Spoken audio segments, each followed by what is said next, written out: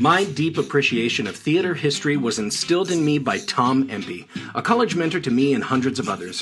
While teaching Greek theater terms, he would grab the fabric of his slacks and say, "You see these pants?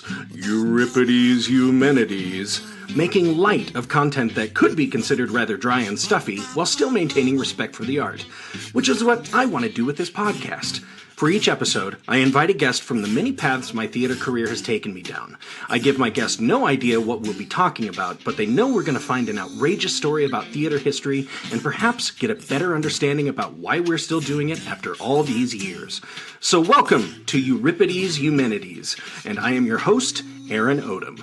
Apocalypse, apocalypse, I said, why you wanna show up now? Just when the heart of my life was getting good. I'll give you one more chance. Walk on out of the door, yeah. Get your ass to getting where the getting is good.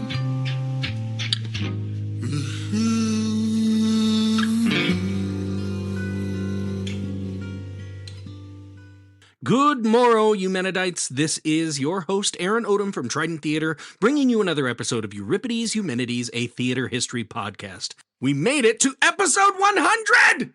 Oh my god, I can't believe this. If I had the time or stamina as I'm recording this intro in post-production to add sounds of fireworks or whistles and bells, I would. Just imagine they're happening. Okay, that's terrible. But honestly, when I started this show just about 4 years ago, I knew it had a possibility of longevity, and I have to thank all of you listeners for making it a reality. I never would have imagined that I would have an international audience looking forward to coming back every 2 weeks for another dose of theater history. I tip my hat to you. Thank you.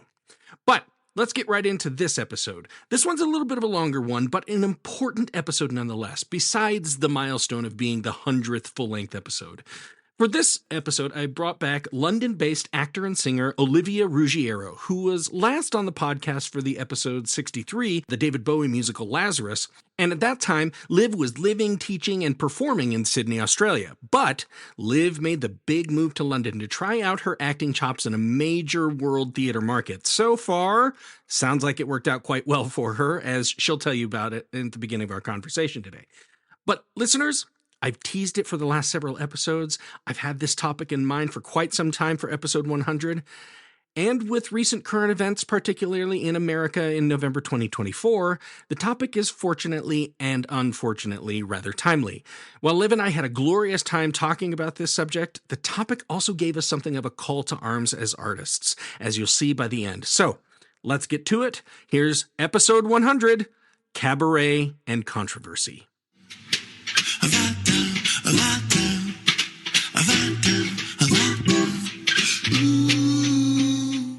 Now I'm speaking to you from another country. Yeah, a whole different time zone, a different hemisphere, in fact. Right. And we didn't have to plan for like 19 hours ahead of time. It's only 7 here. Yeah, I mean, that's, in some ways, 19 was easier. Yeah, in a way, yeah. But it sounds, you and I have just been chatting and everything, and you made this move from Sydney, Australia to London, England, and you're going, I'm in this time of my life where I'm like, I'm only this young once. I only get to be this age on the stage once. Yes. Let's go for it. And you went to London, and it sounds like it's been profitable. It's been amazing. I have very little to complain about. I moved here in September last year, hit the ground running, got a job, a performing professional gig within 2 weeks of landing. So felt very lucky, very blessed to do that. It was a pantomime. It was a panto. I love that. I know, for those of you playing at home, that's like the most staple theatre thing for a UK person ever. Everyone in the UK has seen a pantomime, except me. I have never seen a pantomime, but I've been in one. Well, I actually appeared on another podcast where they took kind of my format and then told me all about the history of pantos. So I'll put a link to that in the show notes. Yeah, absolutely do. As soon as you said that, I'm like, I've only seen one, and it was by a community theater in Santa Monica, California. So no, I don't really know what a British panto seems like, but I know all about them. Yeah, I know, right? No, you don't. Yes, you do. So it's like it was a very sort of like, welcome to the UK, here's our culture, sort of Mm-hmm. express welcome in the most amazing way. That's I awesome. So I did that for like 3 months, Oh, towards like through Christmas, towards the end of last year, and then got back to London basically in January, having been in Lincolnshire for the pantomime. And then I ended up performing with a girl group, four-part harmony, very, very fun, did a bit of touring oh before yeah. I landed a play here in London at the Stage Door Theatre, which is on Drury Lane Mm-hmm. in Mm-hmm. Covent Garden, Mm. where the Muffin Man lives. Sorry, everyone needs to say it. We all need Everybody, it. everybody. Oh, Um, so yes, I did that for 3 months, and that was absolutely incredible. That was my London theatre stage debut. that's So that amazing. felt really good. And then I ended up doing my one woman show, Broadway Diva, which I think we spoke about very briefly the last time I was on the Yeah, show. yeah, yeah, yeah. Yes, we ended up doing that in London in September. So that was Mm-hmm. really wonderful. And now here we are, and it's winter Yeah. again, and it's cold, and it's dark all of the time. But I love it. And the Christmas lights, oh my gosh, the Christmas lights turned on this Oh. week. So life is good. Life is great. That's amazing. That's awesome. And hey, listeners, I'm just going to put it out there. Liv's story is actually pretty exceptional because there are a lot of actors who don't get that. And I'll just have to say, I think that is a testament to Liv's talent and Bless. her professionalism. They used to say to us at university, there's about 50 no's before you get your yes. Right. Yeah. Like, that's it. And yes, it is like that. Like, yes, Yeah. my story is great and it's fantastic. I will Hmm. say I have done a lot of auditions since being Oh, here, yeah. which is also a Yep. blessing because the job is auditioning. Um, Right. and the more you do it, the better you get at it. And like, so I've had like what, 4 or 5 jobs since in Yeah. the 14 months I've been here out of I don't know how many auditions. So Right. it's just Right. like you just got to keep going. Do you know what I mean? And the Hmm. more auditions you do, like I said, the better you get, Yep. the stronger you get, the more resilient you get. It's like it all adds up. Right. But yeah, no, it is 100% right. Yeah. And I mean to Yeah. say, I did the hard slog for years in Australia, so to sort of hit the ground running in London has felt amazing. And Hmm. I think from an outsider's perspective, they're like, wow, she just got here. I'm like, yes, but I have been trudging through mud for like 5 years. I was just doing it in a different hemisphere. So that's kind of that's the way I feel about it. But it Right. does feel pretty incredible. I'm very, very Ah, grateful. And like I said, I feel that's very awesome. blessed. That's awesome. That's awesome. Well, way to go.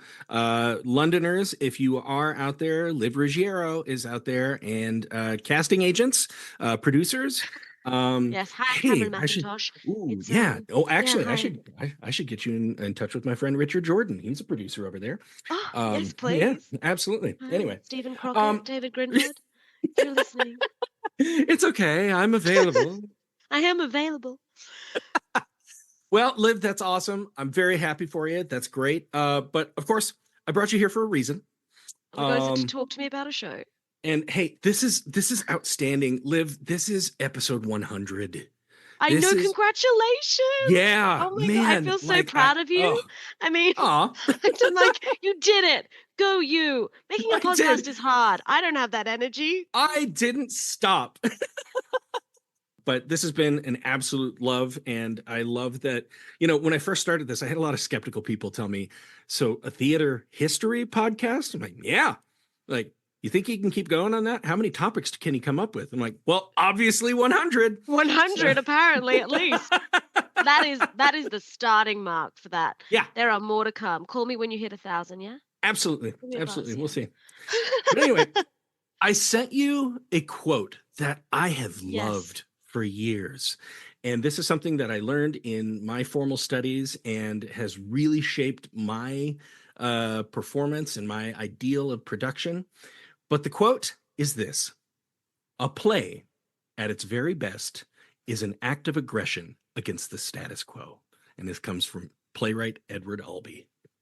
An amazing playwright, and that is Yeah. an amazing and accurate quote, I Yeah. feel. I very much agree with the quote, and I agree with your sort of stance on it, that I think the best theatre that I see and the best theatre that I get to perform is controversial theatre. And I don't mean that in like I think that can be taken in a lot of ways, can't it? But controversial theatre to me is it's not like shocking in a rude way, but it just makes people think, Hmm. right? Right. So, and often that is making people think against what the norm is, if that makes sense. Yeah. So we Yeah. Yeah. Yeah. have a way of living, a standard, and everyone has their ideals and their morals and their values and, you know, their way. And Right. then I think you Right. go to the theatre. I personally go to the theatre to be challenged, uh, Yes. to expand my worldview, to learn, to feel. I'm very, Hmm. very passionate about the fact that theatre should allow you to have an emotional response. You should be able Yeah. to walk into a theatre and be surprised and sad and joyous and Yeah. all of the things in two and a Hmm. half hours. And I Right. think that's what this quote is saying. Like, Yeah. it may make you feel uncomfortable at times, and that's actually okay because it's just bettering you Yes. as a person. Yes. Oh, that was eloquently put. Couldn't have put it better myself. I try. Actually, it was funny. I was just talking about Andra, the woman who walks beside me. She was talking with her mom and was telling her that she came to my production of Rocky Horror Picture Show. And this one, oh God, this one was it set a standard. I mean, we went hard on this one. We challenged some feelings and everything. And I always kind of try to shy away from, okay, let's just be overtly sexy and stuff here. But I'm like, but that's also Yeah. what we're doing. That's what we're doing. It should make you uncomfortable that all of these people are okay watching this madman create a being for physical pleasure, and that you're all Mm. happy about it.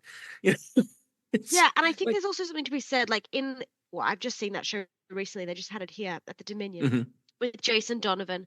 So as an Australian, I had to go and see this. And yeah, it was my right, and my place. So I went to see Rocky Horror, and I think there's something to be said about the fact that that show could come across as shocking for the sake of being shocking. But I Yes. think when it's done really well, which Mhm. is what you're describing, is it's because it's actually celebrating something, Yes. celebrating sexuality and owning who you are and being comfortable in your body and Right. expressing yourself. I think Right. that's what the show is. Well, that's the environment I've tried to foster. We're in a rural town that kind of champions itself on traditional values, but there's a group who's like, nah, I need to feel okay in my own skin, whatever size, shape, color, skin that is. So Andrew's response to her mother was, well, Aaron likes to do things that aren't exactly comfortable all the time. Fine. That is the point of theater. When I started directing kind of more professionally, I was like, here is message. You must swallow message. Get Mm. message. And it wasn't a message that was particularly challenging or anything. It's like, but you should learn it. And then I was like, no, that's not the best way to do No, things. you gotta like ease people into a Yeah. a false sense of security. That's what those Yeah. words. I'm gonna say that again. You need to ease people into a false sense of security, and then they will be allowed to feel something or Yes. allowed to think differently. Oh, that's perfect. So I'm going to go ahead and plow right into this because I think we might have a really good discussion at the end of this about the Edward Albee quote and what it might mean in the coming years. But first, I'll start in 1939 Oh, when British writer Charles Isherwood published his novella Goodbye to Berlin, using his personal experiences in Berlin nearly 10 years earlier as a basis for this novella's events. You are holding, you are gasping. I so wish that they could see me right now. I think I know what this is, and I'm Mm-hmm. literally so excited. I think I Uh-huh. might cry. But please Okay. keep going, and if I'm wrong, I'll still be excited, I promise. Yep. Okay. So it seems that Isherwood, a gay man, was interested in seeking out the gay scene in Berlin, as it was decidedly less oppressive than in London. And as I've stated on this show many times, up until the mid 1960s, it was illegal to basically be a gay man in London. It was also illegal in Berlin, but there was at least a number of gay bars and clubs in Berlin that seemed to be okay to the masses, much more so than London. Yes. So Isherwood relocated to Berlin in 1929 and stayed through 1933. In his time there, he made very active use of the gay lifestyle in Berlin and the clubs he would frequent. He became involved. He became involved for a time with aspiring film actress and jazz singer Jean Ross. Oh my At God. one, Sorry. there's so many people. There's so many people right now. It's Cabaret. It's Cabaret. Yes, it's Cabaret. Oh my God, I know, and I'm dying. Sorry, keep going. I'm fine. anyway. It's fine. We're fine. Yep. At one point, Jean Ross became pregnant, but wasn't sure who the father was. Isherwood pretended to be her husband so she could seek medical care for an abortion, which was apparently not as forbidden in 1930s Berlin as one might think. Unfortunately, the procedure was not handled properly, and Ross nearly died. Yikes. Yeah, gee. Took a dark turn. Yeah, not going to get on my soapbox about that, but I imagine from the tone of my voice, you know how I feel about it. I don't. Could you be really explicitly clear on your political view on that? I don't know. I don't know if I It's a get blur. But that wasn't the most prevalent problem to Isherwood at the time, something he really only realized in retrospect. While everyone in his spheres were being distracted by what they could get away with in clubs or behind closed doors, the Nazi movement was slowly taking over everything in Berlin, and most people either didn't think it was too much of a threat or happily went along with it. Do you know how excited I am about this? Not about the Nazi movement. Sorry, can I just clarify that right here, right now? That's sorry. My great grandfather was What's that about Jewish. Nazis? I am not excited about the Nazi movement. I'm just so excited about talking about this show. Please continue. Yeah.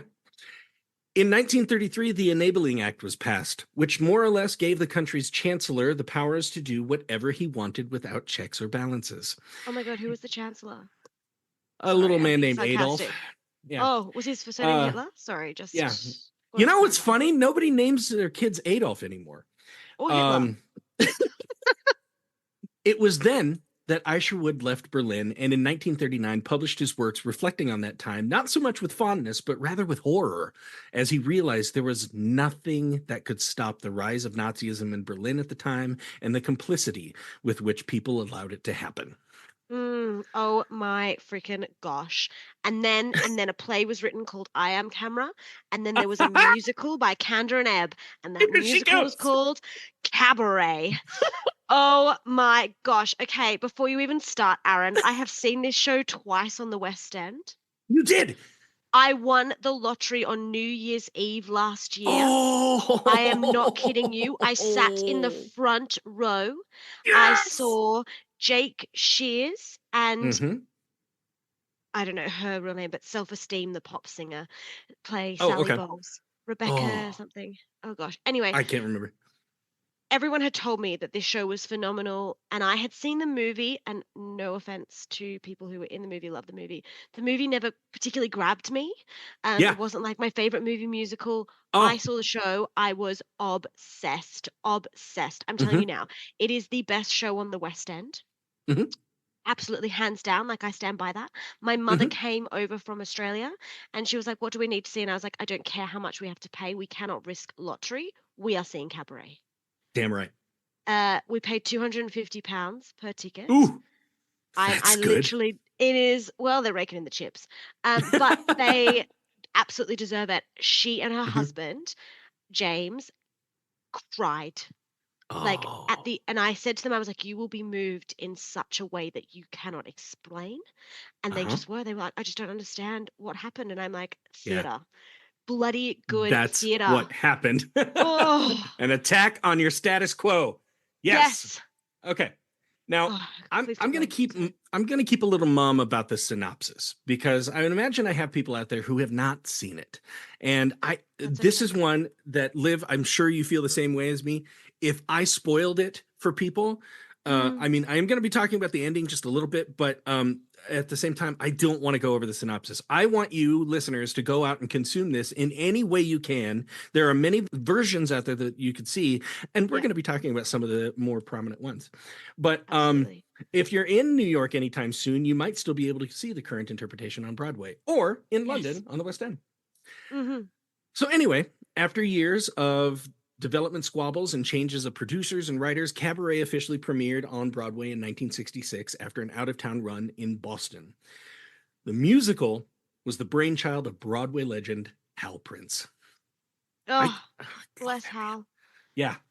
Prince acquired the rights to Isherwood's work and that play you mentioned a little bit ago, a 1951 stage and film adaptation called I Am Camera. The title, here's a quote I found on it. The title is taken from the opening line of the novel that Isherwood wrote, which reads, I am a camera with its shutter open, quite passive, recording, not thinking. Mm. Just some deep words. Just some, yeah. It's that's very Just taking frivolous it all stuff, isn't in it? and Yeah. yeah, not trying not to affect anything, just Honestly, the being there. show's basically a comedy, as you can probably guess from that Kind of is. Yeah. opening. To be fair, there are some very funny moments in it, which makes Yeah. the darker moments even more Oh. poignant. Mm-hmm. Now, Prince eventually collaborated with the music and lyrics team of Condor and Ebb and playwright Joe Masteroff. Now, before I get too serious with this episode, I'll give you some little fun history about the creation of the show. These are just fun little trivia facts that we can chew on and just be like, oh, I know a little bit more about Cabaret now. In its infant form, the show was conceived in Hal Prince's living room, in which all four men would just knock their heads together, knowing that they were creating a very controversial piece. And while there were some fairly sensitive topics broached in the 1960s on Broadway, Masteroff had this to say about the development of the piece. Quote, the show has so many things against it. In those days, homosexuality could not be discussed on stage in any way. And then there's a girl who doesn't lead a very noble life who has an abortion, and a story that doesn't end happily for everyone in the cast. It's not the sort of thing that Broadway musicals were made of back in 1966. I think there's something so incredible about it. When I saw the current production on the West End / the one that's just transferred to Broadway, Mm-hmm. I could not believe it was a show written in the 1960s. Is that amazing? There is something so contemporary about it, so Yeah. current, so relevant. Mm-hmm. I don't understand, like you just said, how four men in the 1960s approached a show with such openness and Yeah. created something that was so punchy And with some with also in the world they with lived. some creative material. They're like, well, we have our Yeah. established characters, and so it was kind of like, well, what if this person did this, and what if this person did that Yes. instead? You know, it was almost like fan fiction in a way on this incredibly lurid material, all about approaching genocide.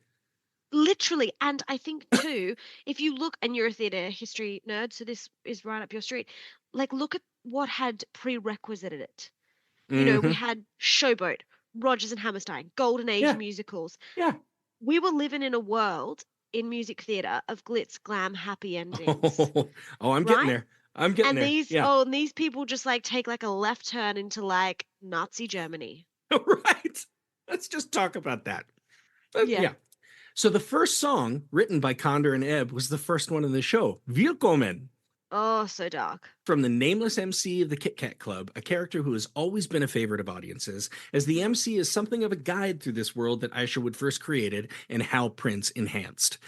It is a world in which people would attempt escape and ignore the realities of the encroaching movements in Berlin at the time, but in reality, the world outside became more and more present as time went on. And here's a quote.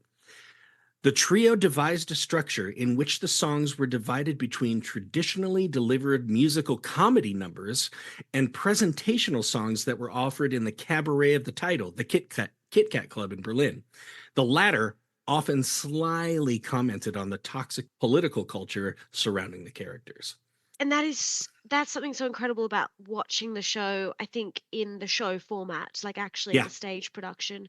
You go from numbers that are quite clearly presented to you as the audience of the yeah, Kit Kat Club, hmm, and then you go into like a window of their lives where you are again behind a fourth wall.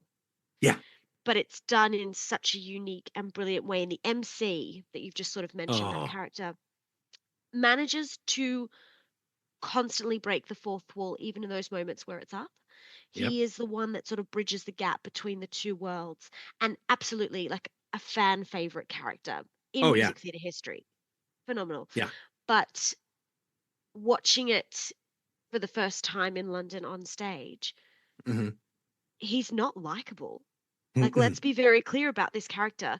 He Yeah. is funny, but Hmm. so dark. and you can see the way that he Mhm. puppeteers the world.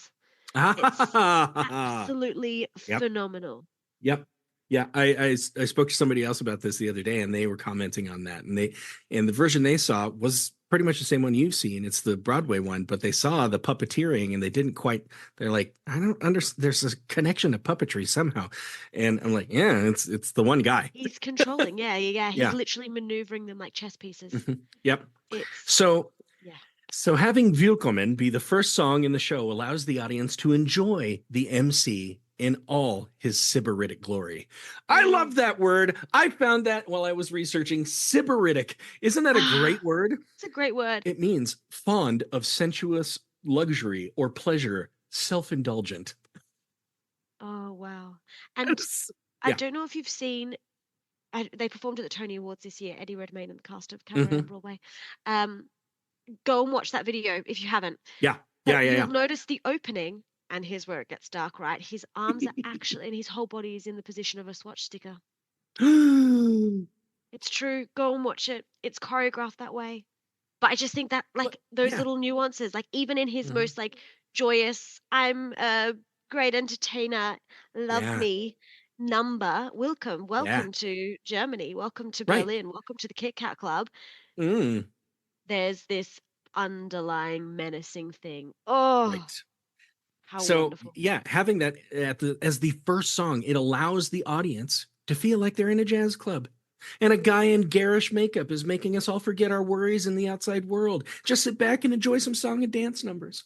Yeah, cute.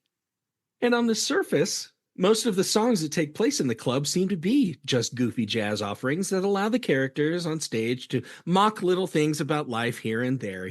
I think of money, money makes the world go around. And Yeah, it's like, yeah. yeah, it does, doesn't it? No, there's a dark theme in that song if you listen. Ooh, But yes. subtextually and very overtly, the songs turn to open mockery of the infiltration of Nazi ideologies in just about every aspect of German life at the time. In fact, in early iterations near the end of the play, the MC even goose steps as part of the choreography, but all tongue in cheek. Kind of I'm a performer in a lounge act kind of way that isn't supposed to be too incendiary at all. Brilliant, if you ask me. So brilliant. Oh, Oh, now, also brilliant in the original production was the use of a giant mirror that faced the audience as they came into the house, and it came in again at the end. So this is not like the version that's it's on Broadway or the West End right now. It's not in the round. It was in proscenium, and so you came in, and there's just this huge mirror, so the audience is all looking at themselves. Subtle, and if you paid attention to how the songs had a deeper meaning, you might pick up the message. It's a reminder that the people who allowed totalitarianism into Berlin were people just like those sitting in the audience.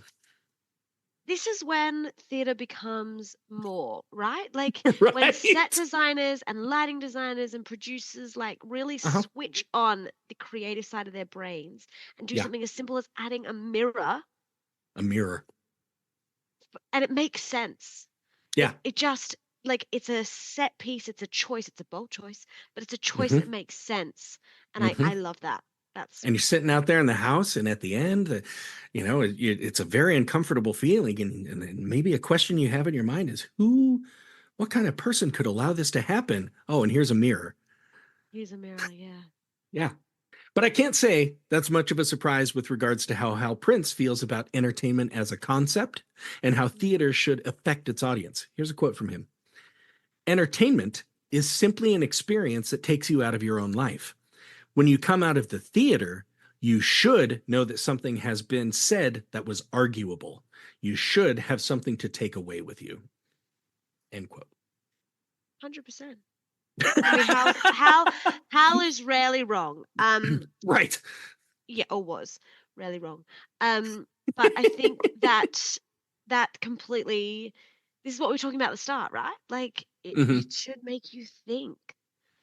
See, I Oh, think of that when I think about my episode on is Cats any good?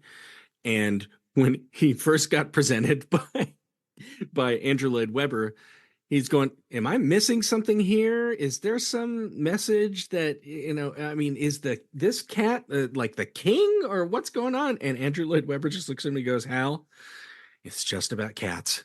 It's just about cats, man. And you know what? That's okay. It's It's okay. As long as you have a good time.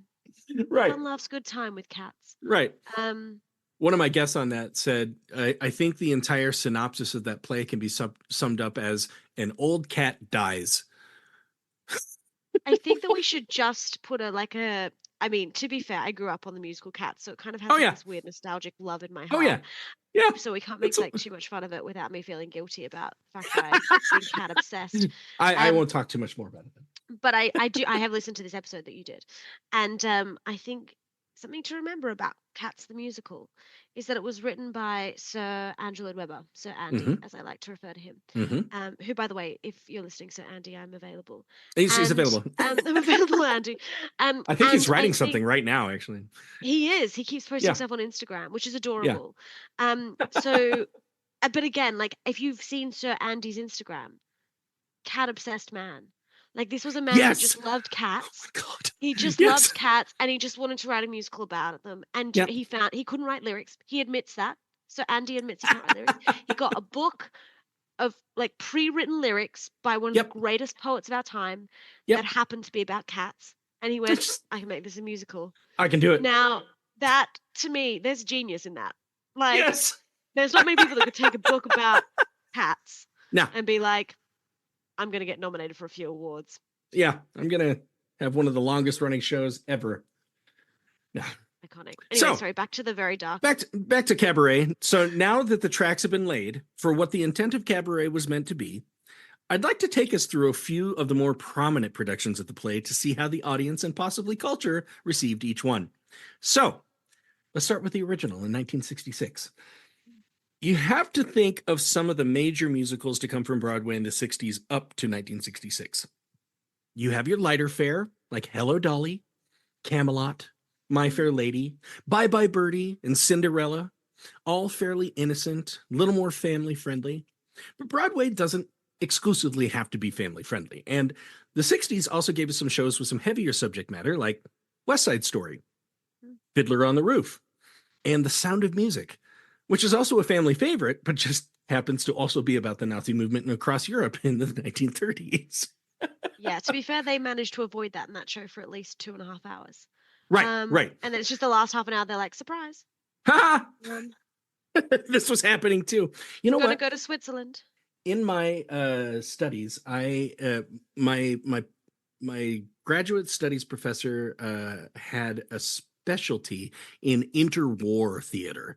So dramas or shows that were written between World War I and World War II, specifically in Europe. And he had me read one called The Idiot's Delight. And it was just a very pleasant little story where everybody did have this feeling of like, yeah, something's coming. And, I'm not really pleased about it. And then it ends with this hotel chalet in, I think, the Swiss Alps getting bombed. Yeah, to be fair, like, good Lord. Once again, like end of World War I. My dad's a history teacher, by the way. So like this is a dreamboat topic for me. End of World War I, the Allies, that's us. We're kind of like, hey, you guys suck to Germany, who we fought in World War I too. Right. And we think that you should give us one, some of your land. Two, we're going to basically demilitarize you. You can't have anything. And three, going to make you pay a lot of money to us for the damage you did. And we call that reparations, right? The reparations of World War I.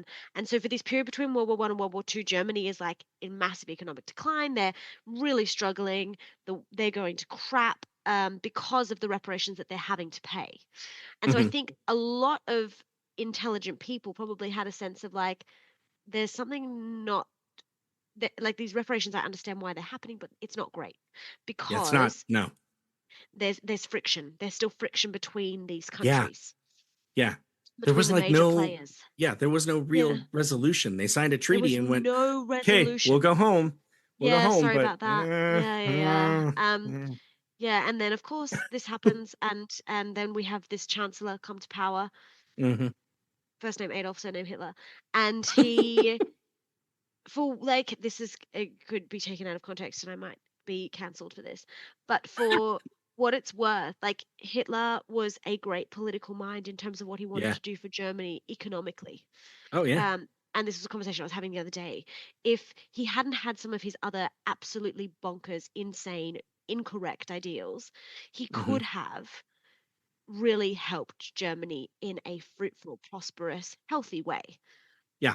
He just he just kind of went a bit literally too A, far a, Nazi. a little. Yeah. Yeah, like a Uh, hot 6 million Jews too far Nazi. Like yeah. just That's a few much. yeah. My Anyway, older tangent. son likes to remind me that Mussolini rose to power because he told the Italian people, "Hey, I'll make the trains run on time." And you know what happened? He made the trains run on time. So they're like, "Whatever you do, man, I'm down." Yeah, that was pretty much it. Like the Yeah. German people were like, Hitler said, hey, I think I can get our economy back up and running again. I think that we don't have to like have this hyperinflation. I think I It can will make be. things okay Yep. for you livable, like in your everyday lives. I think I can Hmm. make Germany livable again. And they were like, this sounds like a great idea. And then he was like, by the way, gonna commit genocide. Um, and they were like, sorry, what? And he's like, but the economy is gonna be But great. the economy, And they it's were going to be like, great. okay, Okay. Oh, genuinely, like, oh, yeah, what do you say about that? Like, yeah, unfortunately, it happened. Yeah. So anyway, back to yeah. Cabaret and Cabaret. the So oh, here's a fun fact before we talk about how it did in the original production. I bet you know this, but I'll tell you that Julie Andrews expressed interest in playing one of the principal characters, Sally Bowles, and her manager made her turn down the role. After all, she was Mary Poppins like 3 years before that and was Maria in The Sound of Music the year before that. So they're like, you kind of got this wholesome thing going on. Let's yeah. not tarnish that. Can you imagine? But also, like, life is a cabaret, old chum. Oh, Like, it would have been such a different vibe. it would have. It would have. Like I shock people. I'm wearing my Sweeney Todd hoodie right now from when we went to see it last summer. And I said it, and I'm gonna go ahead and stand by it. I love Angela Lansbury. I love her performance as Mrs. Lovett, but Anna Lee Ashford did stuff I never thought that Mrs. Lovett would do, and it was so delightful and welcome that I said, "Sorry, she might be my favorite, Mrs. Lovett." Controversial opinion. Put it I on the know it show. was. Damn. Okay, so Damn. Cabaret and its initial response. Now, from what I understand, initial audiences in Boston at the out of town tryout in 1966, they didn't totally like it due to the setting of the play rather than the public denouncements of anti-Semitic movements. They were just uncomfortable with the sexy people on stage. Mm. There were apparently quite a few walkouts before reviews could get out, but once reviews got out, praising the technical elements of the production, as well as Joel Grey's amazingly magnetic performance as the master of ceremonies, audiences were won back in Boston. Of course. Joel Yeah. Grey wins everything. Oh my Um, God. and like Hmm. fair. Yeah. 100%. I think that makes sense to me. Yeah. Isn't it amazing though the way that reviews change people? Gosh, It's brilliant. so something, isn't it? Okay. Yeah. You're going to be I'll remind you that you just said that by the time we get to the end. Okay. Now, when it got to Broadway, the reviews were actually quite positive, and almost none of them shamed the production for its off color subject matter. The only thing the critics didn't really like was Jill Haworth, I don't know, who didn't really seem to have the passion to instill in Sally Bowles, the young jazz singer, faced with an abortion, and whether or not she'll leave at the end of the play for London with Cliff, the character that's based on Isherwood. So there's a lot of gravitas in there, and the audience just wasn't getting it from Jill Hayworth. And that's such a big part. I mean, Oh, it's you almost have to mammoth. you almost have to be able to compete with the MC in flair and subtlety in the delivery of the message. You also have to be likable, which, to be fair, like, you take that book out of context, you take the songs out of context, Sally is not likable. Sally is She a is, jazz singer who has multiple liaisons, doesn't know who's the father of her pregnancy, has an abortion, and eventually sticks around in Berlin because she says, well, it'll be okay. and drinks a lot.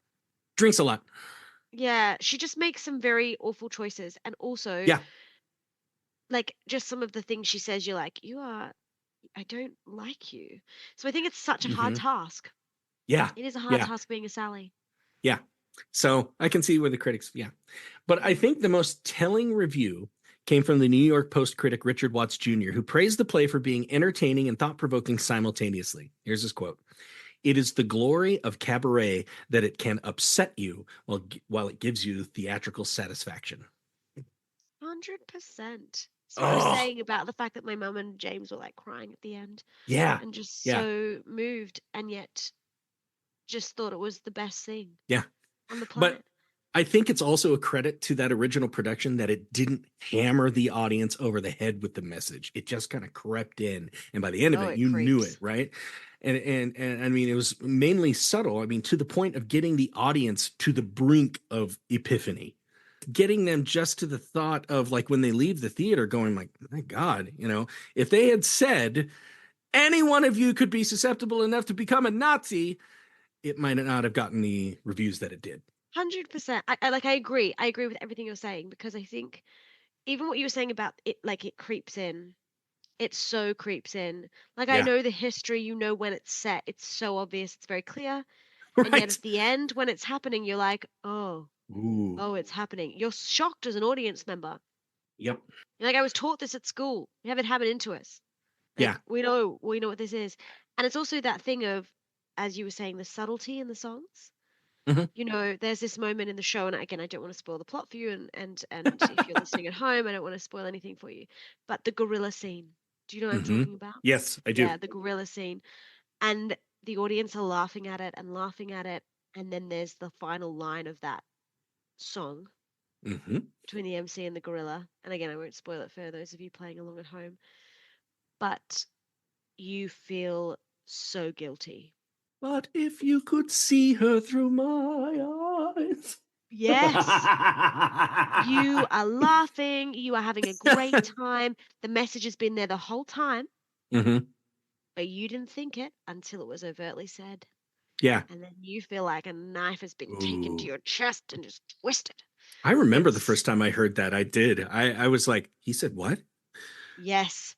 Yeah. Yeah. And every Mhm. time well, the two times I've seen it in London, there's like an audible gasp in the audience. Yep. It's absolutely Yeah. phenomenal.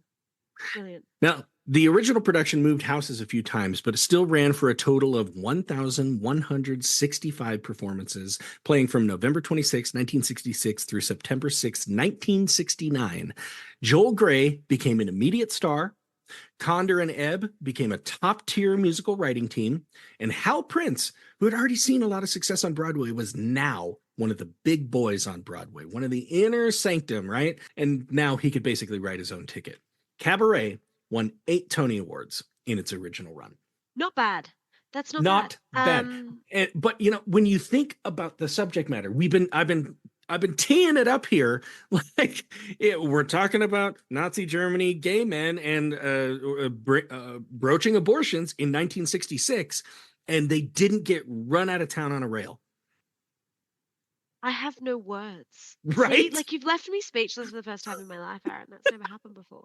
Um, this is it. You heard it here on camera first, folks. Boom. I think, yeah, like 8 Tony Awards isn't bad. I'm not always one to like just say because it won Tonys, it's obviously good. And like sometimes, Andra, the woman who walks beside me, we were watching a game the other night, and she's like, "Hey, the Grammy nominations came out," and she scrolled through them, and I gave up on the Grammys years ago because I'm like, it's all commercial, it's all that. Oh, how many times did Eminem get nominated? It's like you I, gotta I go, feel the same way about most award shows. There's like a yeah. political element to all of them, isn't there? But at the same time, you're like, It's, oh, maybe I'll go watch that. I know, but I still can't help but watch the Tonys and the Oliviers. Like I I just know, don't care. right? I will still go mainly to like see what Audra and Kelly O'Hara are wearing, but Right. like, But here's a quote I found about what Cabaret did for Broadway history and musical theater history, really. mm. Cabaret served notice that potentially there was nothing the American musical could not accomplish.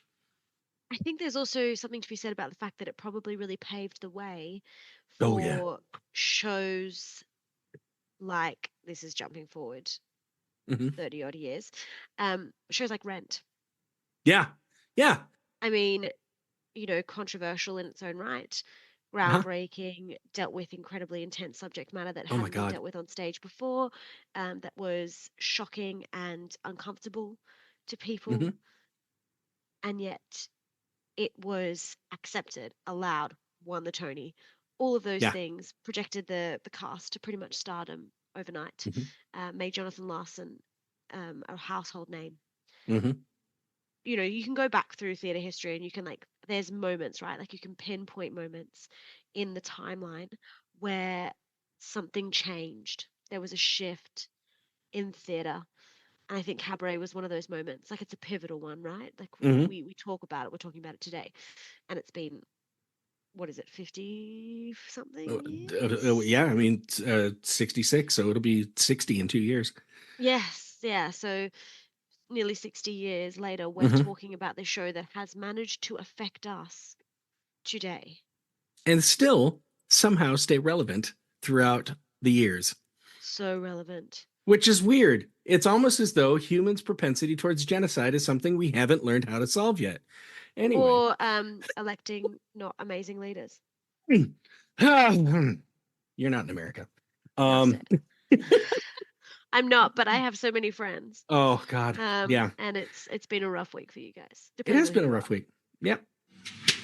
Avada, avada, avada, avada. Ooh. Okay, so back to Cabaret. From there, the original production, a production was launched on the West End in 1968 with Dame Judi Dench in the role of Sally Bowles, who Mm. showed the acting chops that could be applied to Sally, even if she couldn't sing it as well. So I that don't think Sally needs to be an amazing singer. I think that's the point of Sally. that's something interesting, though. I'm going to come up to that here in a minute. Cabaret has been almost ubiquitous in productions in major touring markets, Broadway, the West End, and just about every other level of theater, from major regional houses to high school and community productions. It's just that prolific. So from here, I'm going to go over a few more iterations, particularly the more well-known productions of the musical. The next one we have to talk about is the 1972 film adaptation with Joel Grey and Liza Minnelli, who did make Sally that amazing singer. Liza is phenomenal. You, Um, you can't ask Liza to sing poorly. well, it would be tough for her, Right. nay, impossible. Right. So that was my first introduction to Cabaret, watching the movie. Right. I don't Yeah. know if I just watched it like when I was too young or something. Hmm. Like I would have been a teenager, so Yeah. maybe I didn't quite understand it. It didn't grab me. I do remember becoming like obsessed with Liza Minnelli because of the voice. Yeah. And of course, there's that choreo. Cannot go past the Yeah. choreo. Well, it's Fosse, man. Oh yeah, I was gonna Fosse say, directed that. should we name drop who it was? Let's call a spade a spade. Yeah. And Joel Grey, obviously, Joel reprising Grey. his role as the Yeah. MC. Amazing cast, great story. Didn't grab me initially, and I don't know if that's, I don't know, maybe I don't know why. Why Okay. is that? This Can you tell this is me? You interesting. know. I'm gonna talk about this a little bit later. So let's talk about this one. Now, while director Bob Fosse respected a lot of the elements that made the original production great, the 1972 film began a trend with Cabaret of changing some essential elements as well. And with the next two iterations, you'll see what I mean. So they'd take the original and go, well, we're going to change it up a bit, which does happen. You know, when it's revived on Broadway or if it's adapted into film, they have to cut some things. You know, Chicago didn't have everything that the stage play does. But, you know, for this version, there were a few significant changes that I'm kind of excited to gauge your reaction, Liv. First, the song listing changed. Most of the original songs were kept in, some of them were removed, but as happens with these film adaptations, and due to the differences and difficulties in storytelling structures of the two media, film and stage, songs get moved around in order. But two songs which to me are almost synonymous with Cabaret were not in the original version. And these first appeared in the movie Mein Herr and Maybe This Time. Did not know that. Isn't That that is fascinating? that is a plot twist. I think of Cabaret. I think of at least one of those songs. Maybe this time is literally like, Yeah. other than the song Cabaret, Yeah. is the Cabaret song. Mm-hmm. Yep. And both of those songs are sung by Liza Minnelli, who plays Sally Bowles. Speaking of Liza and Sally, I hit on it a little earlier. This film makes the distinction to put Sally Bowles as the central character of the plot. which she's not really. I mean, there are several plot lines going on, but yeah. And not only that, this version makes her an incredible singer, whereas the 1966 Sally and Jean Ross, the real life singer who was the inspiration for Sally, they weren't really well known for their singing talent and were basically working in the clubs to make ends meet. The film Sally is rather quite the attraction, but when it's played by Liza, how could it not be? Yeah, and maybe this is why it doesn't work in my brain, because I don't think she needs to be an amazing singer. I Right, think that's the right. whole point of her. I think you need a phenomenal actress, and also Liza is that. So, Mhm. kudos to you, Liza, for being just incredible at everything.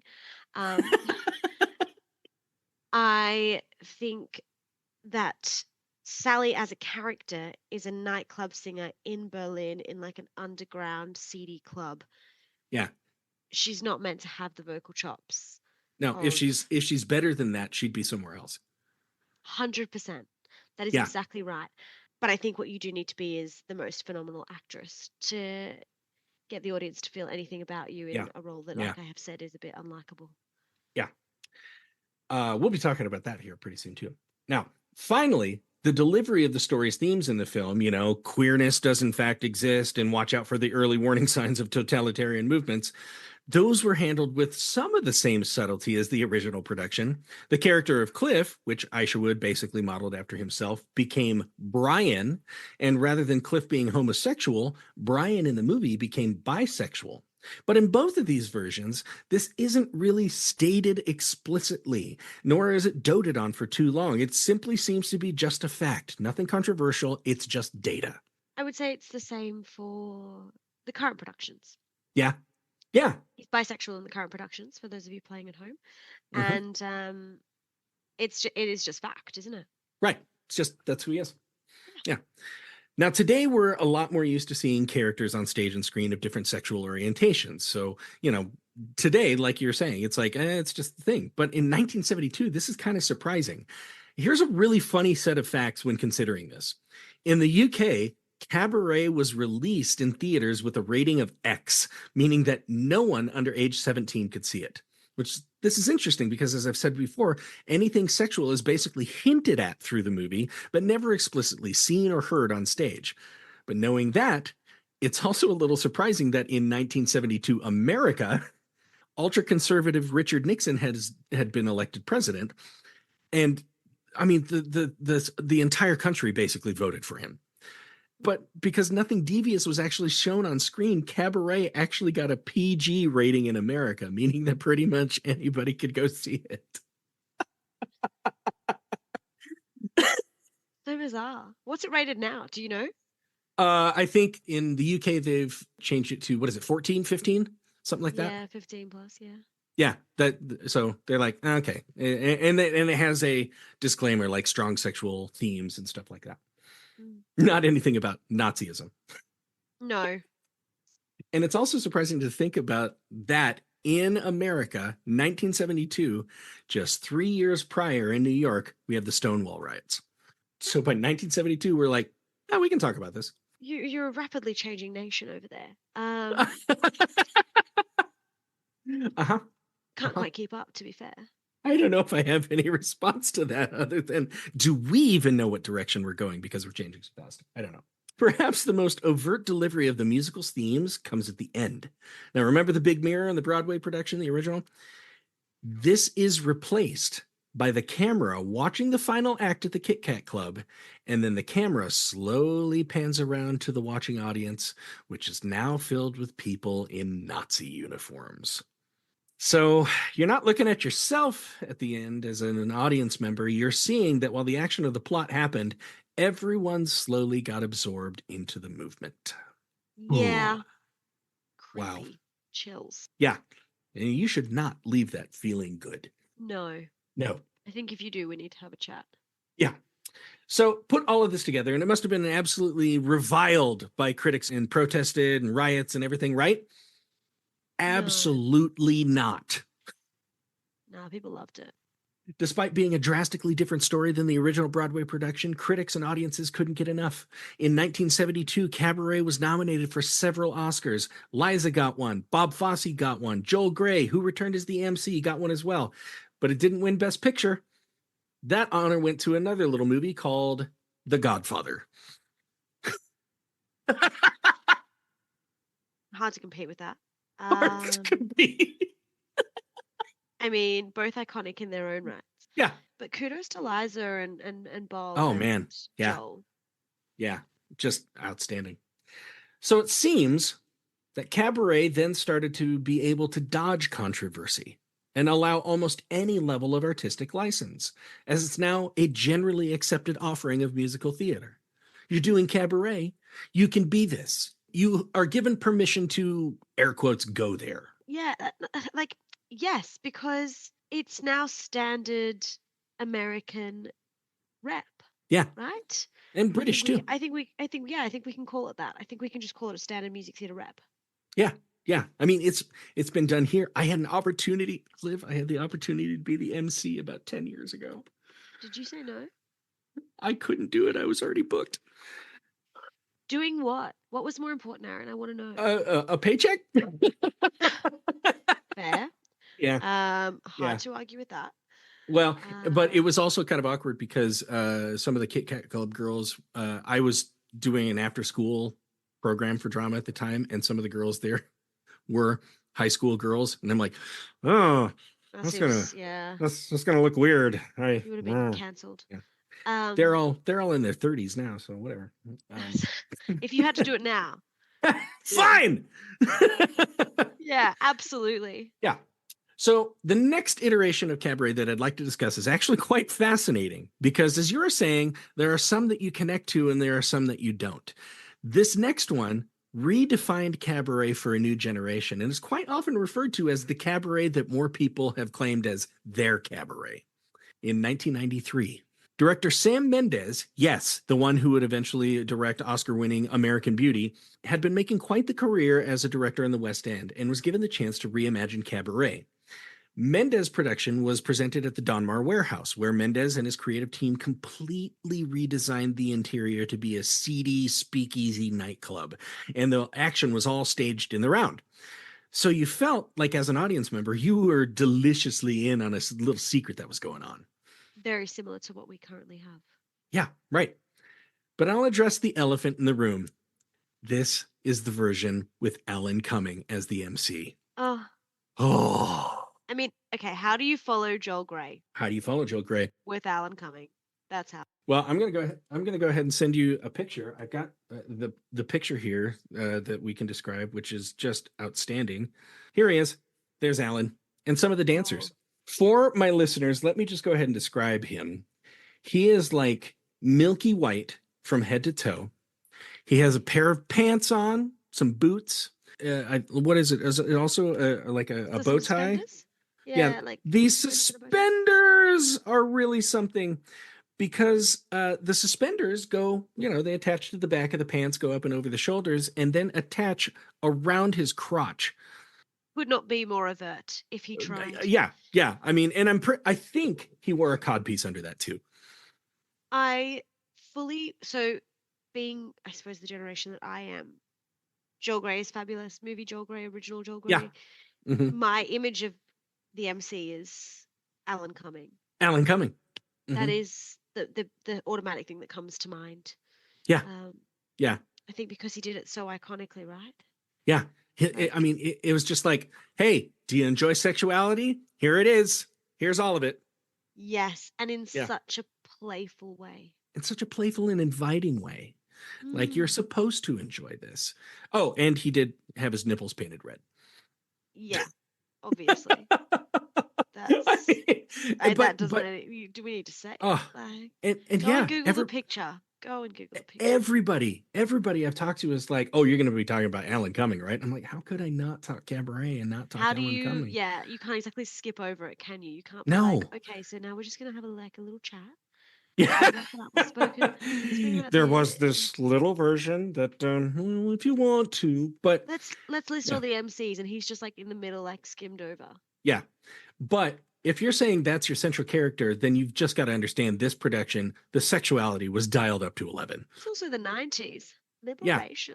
Absolutely. And in that picture, the girls behind him, if they're wearing anything, it's basically like skimpy, tiny lingerie. It's not like a full teddy. It's not like, garter belts and everything. It's nope, just the basics. They're barely wearing anything. I Right, mean, right. And dancing around in incredible sexy jazz numbers. and in the Donmar, that is a Yeah. tiny theater. Uh-huh. Yeah. It is intimate, to say the least. Yeah. And for this version, the Nazism was ever present. And for example, I don't feel like I'm spoiling this at all. At the end of the play, the MC Whoa, whoa, is whoa! Sorry, there are Nazis in this. a what? Hold on. That's what it says here. Uh, at the end of the play, the MC is draped in a floor-length jacket, giving no indication what's underneath, which is kind of cheeky. Is he going to flash us? Ooh boy. When the final symbol is crashed, we see the MC drop his jacket to reveal that he's clothed in the striped pajamas that were worn in concentration camps. The pajamas have patches sewn onto them, the yellow Star of David, an upside down pink triangle, which was sewn onto the clothes of suspected homosexuals. And many other members of the Kit Kat Club show up in the same dress, and then they all march into a set of double doors that opens wide, and light and smoke pour out, symbolizing a slow march to the gas chamber. End of play. Thanks for coming. Okay, I know you said to keep my reactions audible, but I'm genuinely. Yeah, I mean, you don't get. I mean, I've much seen more... the show, and yet Yeah. the current production doesn't end like that. Spoilers. No. But I've seen the show. I know how shocking it is, and yet that would still. Oh. Yep. They didn't shy away. They went hard in that one. They went hard. The production caught the attention of Todd Hames, who was then the artistic director of the Roundabout Theater in New York. He brought the production to Broadway, but shortly into its run, a nearby construction crew had an accident and caused significant damage to the Roundabout Theater's building. So the production, I love this. The production was then moved to another venue, which seemed absolutely appropriate. The space in which Studio 54 had been in the 1970s. Yes. Things happen for a reason. You know. And people who went and partied there in the 70s are like, well, this is oddly familiar. Having a flashback. Oh, man. And that's where Sam Mendes and Rob Marshall's version of Cabaret stayed throughout its run, 2,377 performances. Wow. Whew. So basically it has a long history of being a successful show. Yeah. I mean, there are some, I left several revivals out of this, and there were some that did Natasha okay. Richardson, Emma Stone. Yeah. Neil Patrick Harris was MC in one, But again, for this one, audiences and critics raved. Nothing was verboten. Nothing was out of place. Everything was good. We have no controversy here. Show us how dirty and sexy you can be, and remind us at the end that people were killed in the gas chamber. And sorry, this is going to be controversial, so you can cut this out if you'd like. Mm-hmm. You can also not. Back in the 60s and 70s and 80s and 90s, do you know what didn't exist in theatre? Trigger warnings. Oh, right. No disclaimers. No. And I mean, I'm of the opinion I don't love a trigger warning.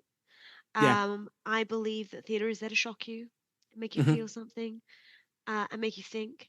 And I think that if you go into a production being like, right, okay, so in this scene, I know that this is going to happen because I was sent the information by the theatre beforehand.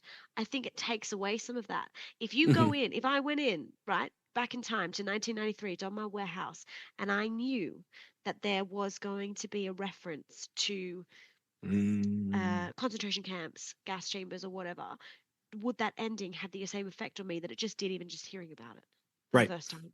Right. Probably not. There was something in my research too that in that original production in 66, they didn't go that heavy because that was still a very recent memory for a lot of people. Yeah, it's only been at that point, it's only been 20 odd years. They understood. They got the message. In 1993, you're 45 years out from that. We're now nearly 60. Yeah, right? So I think there's something to be said about the fact that occasionally theatre needs to shock us. And we need to be reminded. And I'm all for tell me about the strobe lighting, tell me about the haze effects and all of those Mhm. things for medical health safety concerns. Do that, please. Yep. Go nuts. But I don't read trigger warnings Yeah. because, I want to feel something. You know what I do is since there is no rating system with which to tell parents don't take your kid to this, I will give a parental advisory on my advertising. This includes drug themes, this includes sexual themes, this includes that stuff. So if you don't want your kids seeing it, then don't come. And I'm going to call out my little town here. There is a radio show where there is open line call-ins on every Friday, and a show I was involved with had some kind of lurid material, had some swearing and everything. And the cast went on, and they were telling people, so just be aware that that's in the show. And some guy calls in and he goes, "Hi, why do you want to do that?" And they're like, "Do what?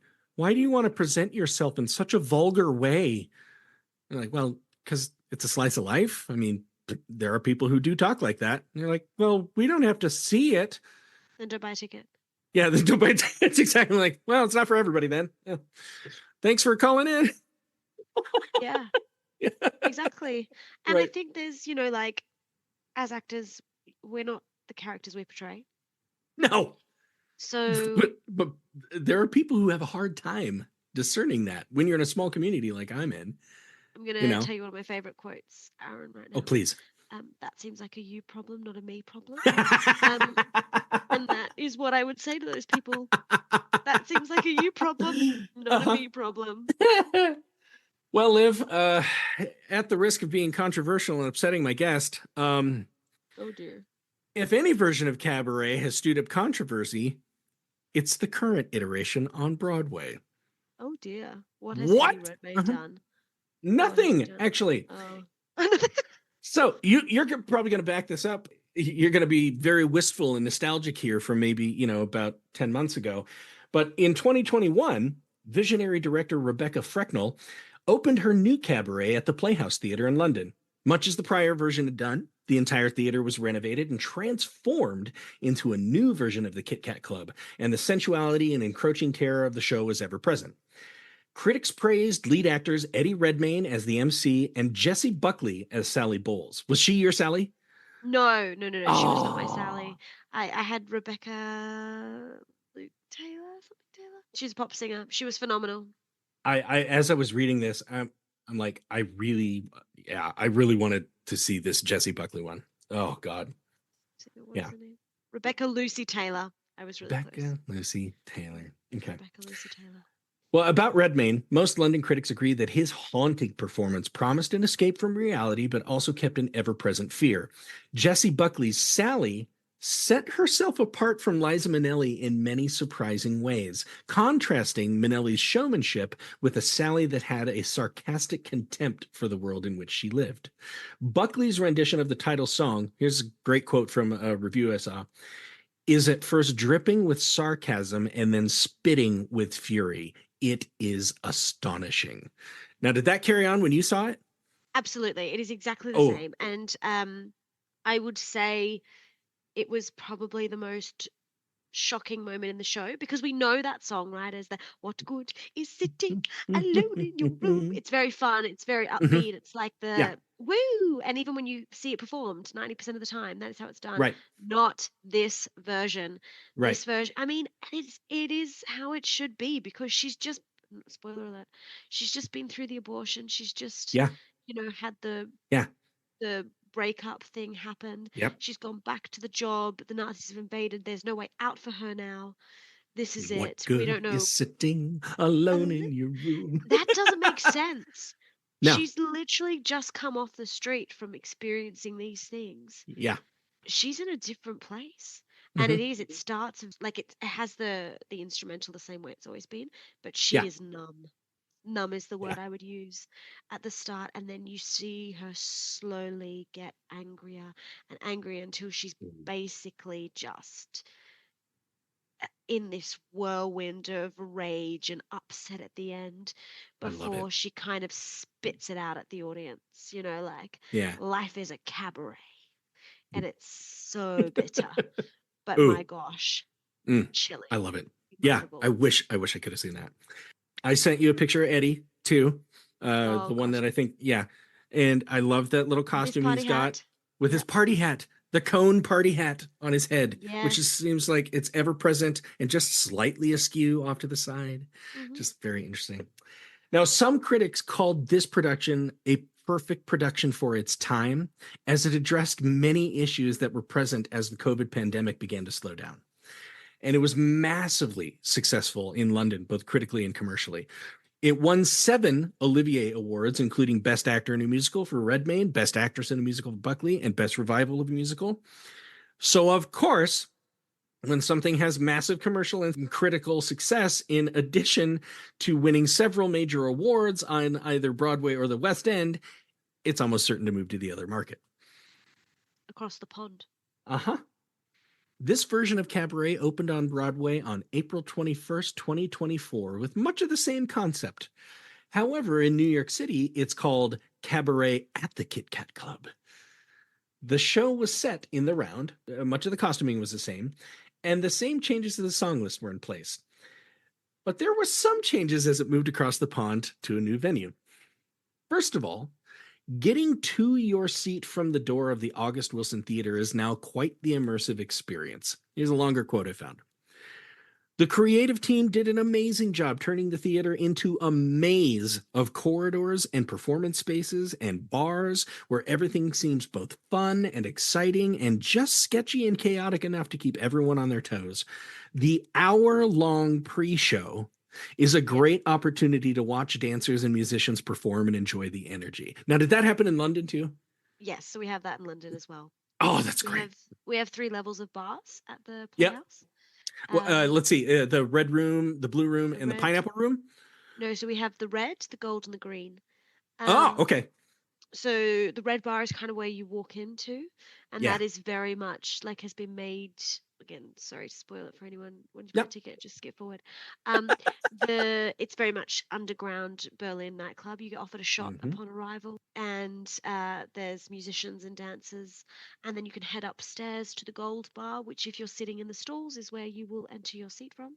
Yep. The gold bar again has dancers mainly Yep. sort of above the bar. So they've built like a balcony above the Oh, bar yeah. where the Okay. dancers kind of dangle off and do sorts of all wonderful things, which is a wonderful experience to have if you're having a toast of Mayfair, which is the signature cocktail at the Kit Kat Club. And then you can head upstairs, which is where you'll enter if you are sitting in the dress circle, to the green bar, which again has like musicians and is very quirky. So they've all got a very different feel to them. The Mm-hmm. gold bar is very glitz and glamour. The red bar is very underground, and the green bar I would say is somewhere in the middle. It's like your standard. Um, but I've been to all 3. Had to go to all 3. Oh, cool. Very Yeah. immersive, very cool. Yeah. Well, in New York, like I guess you have to like go through a tunnel to even get to the place where they check your ticket, and it's completely underground. You feel like you have been given directions to a very seedy place. But then the show starts, and that's where New York critics mainly had issues. Oh, okay. Critics were very divided on the recasting of Sally with Gail Rankin, even though she was nominated for a Tony for her performance in this. Most critics just didn't seem that she was able to project the years of torment that Sally had endured, but rather played her as a hurt little girl not ready for the harshness of this world. And you're like, "Ah, Yeah, yeah, I haven't seen Gale, so I can't I haven't comment. either. I'm Um, just yeah, I'm just kind of regurgitating things, but that's what it yeah, sounded I like. mean, it's not. That doesn't sound amazing. Sorry, No, Gail. but this is great. You'll love this. Many American critics seem to have forgotten the popular In the Round version with Alan Cumming, but scoffed at the presentation in 2024, also staged in the round, just as it was in London. They were like, I don't think Cabaret works in the round. And we're like, do you remember 20 years ago? We literally did this. Your cabaret, everyone's Yeah, cabaret, Alan Cummings' yeah. cabaret. It seems to work. And some writers were like, well, that's just not how in the round works. I'm like, tell that to Romeo and Juliet that's on Broadway right now. Because that's yeah, like, yeah, Yeah. yeah. It's just it feels like people already have a sense. Like it's when people debate about actors who have played James Bond or the Joker. They're like, well, this one's the one.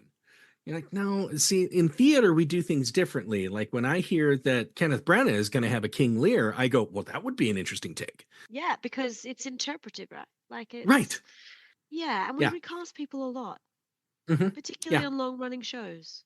Yeah. hmm Uh, this is also great. Even some critics who reviewed the London show and then saw the Broadway show realized that maybe their excitement for the London show was due to seeing anything after being in COVID lockdown for so long. Ouch. That's brutal. Still a good show. It's still a great show. I'm just gonna. So we really briefly touched on the fact that I've seen 96 shows since I got here. That's right. My Um, God. yes, it's been a lot. In I'm just gonna 14 check what months. number Cabaret was. Cabaret was 14. Oh, wow. When I got here.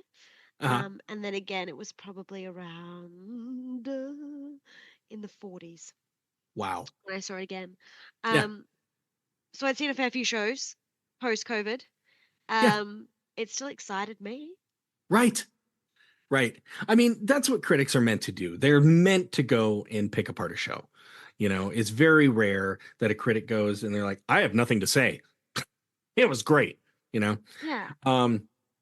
there was one critic in New York who was not so charmed by the mise en scène, the poorly crafted complimentary cocktails, or the bare bones budget, and praised only Eddie Redmayne in the role, even saying that this is not his best performance and that he basically has to carry the show all on his own.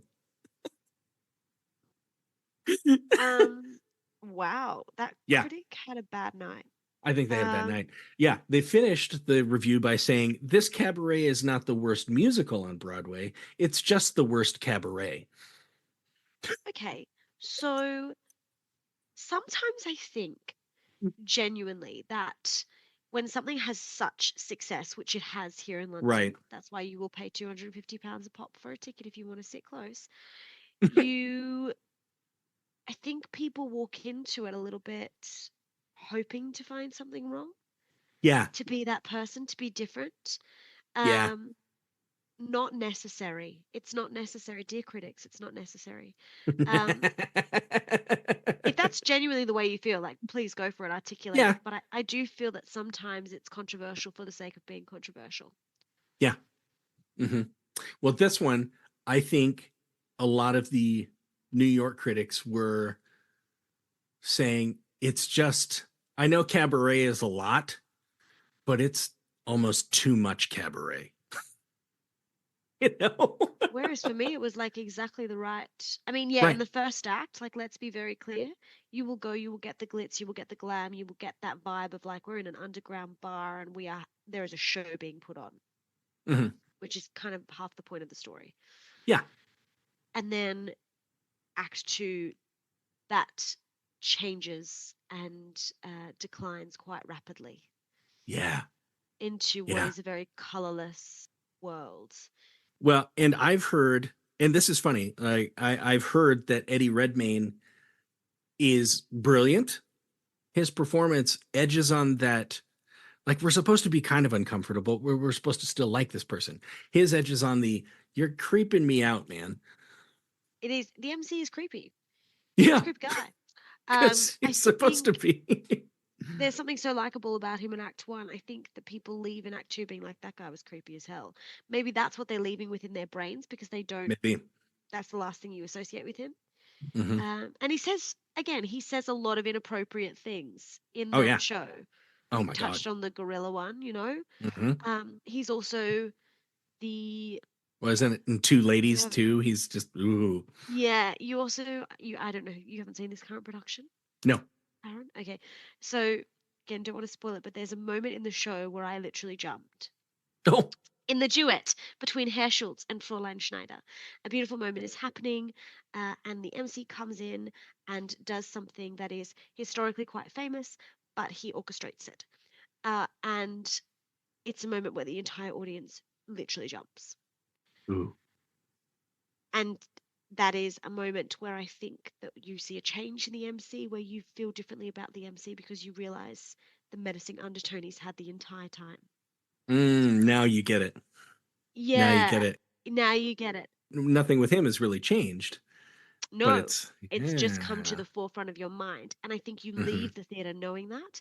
So I think Yeah, as someone writing a review or reflecting on it, that's the last thing you're thinking of. that might So you be. haven't seen Eddie. Yeah. Like I've seen two different MCs now, Hmm. um, both of whom had that quality. Yeah, So I think maybe that's what that is. that might be. Well, currently on Broadway, Adam Lambert of American Idol fame is playing the MC, and Moana star Auli'i Cravalho is playing Sally Bowles. But I'm going Fun. to bring up that quote from the beginning again. Yeah. A play, at its very best, is an act of aggression against the status quo. And I think I think Cabaret absolutely sums that up. You should be feeling these things. You should be feeling these things. You should be taking them home. And I love that theater like this exists. I concur. That's what I have for you. Isn't that wonderful? Yes. Thank you. You're my Ed Yes. McMahon. Yeah. It's like I said at the start, theatre should make you feel things, theatre should make you think, theatre should make you reflect. This play is set in Nazi Germany or the rise of Nazi Germany, so Yeah. late 30s. Yeah. And yet, so many themes are current. Yep. So many themes express what we are going through in the world today. There's something really to be said about that. Yeah. And I think it is shocking. I mean, here in America, we just experienced election 2024, which I think shocked a lot of us. Some of us were pretty pleased about it, but there are still those of us who have plays like this as examples. And we go, hey, you guys, remember when some guy came in and said, hey, I'm just going to fix everything, and you went along with it? Just be aware that there might be some other awful stuff that you get sucked into as well. Some underlying things that you've missed. 8 years ago, I looked this up because I put this quote on my Facebook feed. And 8 years ago, I found out that the guy who inspired me throughout my theater years, he's the best theater mentor I ever had. He inspired the name for this podcast, Tom Empey. He taught me in my first 2 years in college. He died that week. And it was the next, within the next 2 days, we had election 2016. And we had the same result as we do in election 2024, where we're going, how in the what? And I said at that week also, I said, if nothing else, I hope we get some really amazing art over the next 4 years. I hope you do too. For it's a conversation I've had a lot this week. Hmm. It's quite funny. My partner's sitting in the room right now, and he can't hear what I'm saying because he's got his headphones on. But we had this conversation as the events in America unfolded over the last sort of 7 days Yeah, or however long it's been, yeah, and spoke to his colleagues about it as well. Have had very open discussions with people about, in my perspective, as someone who has studied this a fair bit. Like I said, my father's a history teacher. I can see the pattern. yep. It is a scary pattern, and I'm not saying that that will happen again. That's No. disclaimer. I'm not saying that's going to happen again, Hmm.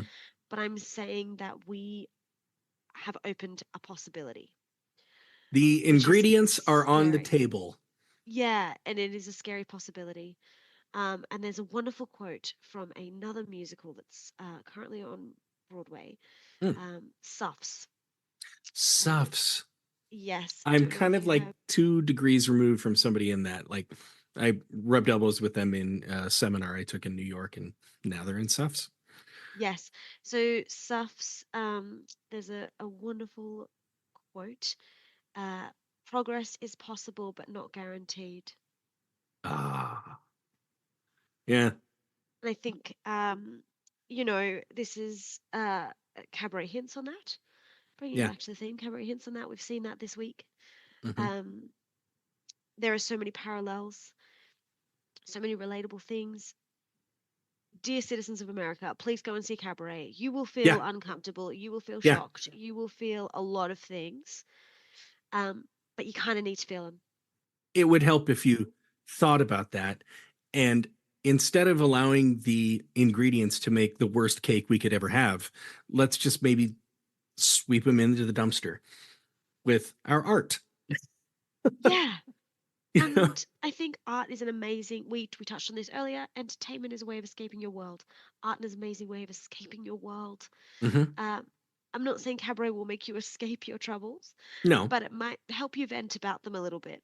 right. Um, and express what you're feeling, and hopefully make things a little bit better Yeah. in a way. My older son was really dismayed about voter turnout because less than half of the country voted in this election. Yeah, Um, mind-boggling to me. In my it, country, it's it like illegal blows. to not Yeah. vote. So And that's what he says. He's like, we should just make it illegal or something. I'm like, people would maybe do it if they had incentives, like a tax break, if they went and voted or something like that. It's fine, but then on some levels, that's also bribery. I think the point I was trying to make is, like I said, I think people need to know that they actually do get something out of that vote, which is why I love coming back to this fact. And the voting structures were probably completely different, but I don't know the exact number, but the amount of people who voted for American Idol in 2004 just completely outnumbered the number of people who voted for the president. again, for like the fourth time on this podcast, absolutely shocked. Uh, But so curious to know who won American Idol in like 2004. I don't know. That might have been Carrie Underwood. I can't remember. What I can say though is Yeah. I've always thought this, that I think people are going to be more moved by the arts than they're going to be more moved by the elements of politics. Arts are gonna teach people how to feel and have empathy and pathos. Politics are just going to frustrate you. So It's always what I said as a teacher, right? Like, yeah, the arts are a life skill. yep, They teach you life skills. yep, It's so important. I genuinely don't know what to say about what's happened this week. Like, it's yeah, obviously I'm not American. I don't live in America. hmm I do have family in America. I have very close friends that live in America. hmm And obviously we are very closely connected, in hmm terms of not just like proximity to each other, right, but you know, we're allied in a lot of ways. yeah, So I feel that here in the UK we were deeply affected too by what's going on. yeah. And it is very hard, um, Ooh, because it's not a discussion that you can easily weigh into, and I don't think there's a right answer to this mm, problem at the moment. no, There's no clear path forward. Um, and I think the best we can hope for is we get through the 4 years. That's we get literally through the it. 4 years, We get but through the 4 years. we got to stay vigilant. We got to stay on our toes. And if somebody comes in and they say, well, you get free such and such if you join this totalitarian regime, we go, but I still have to join a totalitarian regime. We need So to no, learn thank from you. history. No, To thank learn you. from I'm history. good. Yeah, Yeah. exactly. Yeah. Oh, boy. Oh, Wow. There we big go. topic. I think that's good.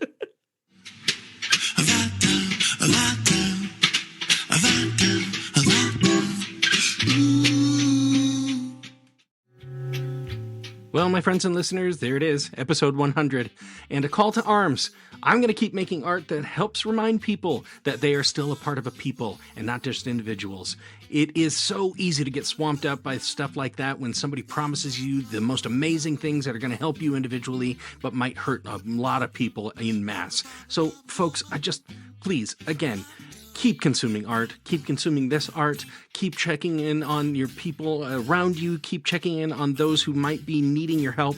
But honestly, thank you again for coming back here every 2 weeks for all of your theater history needs. This has been your host, Aaron Odom from Trident Theater, and I will see you at intermission.